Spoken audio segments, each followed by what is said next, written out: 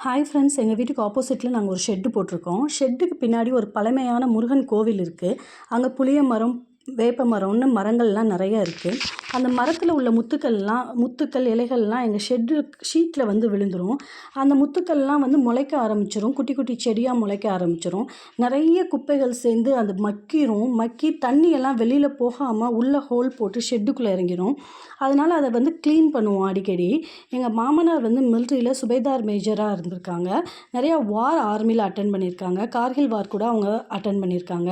அவங்களுக்கு வந்து அவங்களே தான் க்ளீன் பண்ணணும். அது அவங்களுக்கு ரொம்ப பிடிக்கும். அப்போ தான் வந்து அவங்களுக்கு சாட்டிஸ்ஃபேக்ஷனாக கூட இருக்கும். அவங்க மேலேருந்து இதெல்லாம் தள்ளி விட்டாங்க குப்பைகள்லாம். கீழே வந்து எங்கள் பாட்டி வந்து அதை வந்து ஓரமாக சுத்தம் பண்ணாங்க. ஏன்னா தெருவில் போகிறவங்க வர்றவங்களுக்கு டிஸ்டர்பன்ஸாக இருக்கக்கூடாதுன்னு பாட்டி வந்து அதை கீழே க்ளீன் பண்ணிகிட்டு இருந்தாங்க.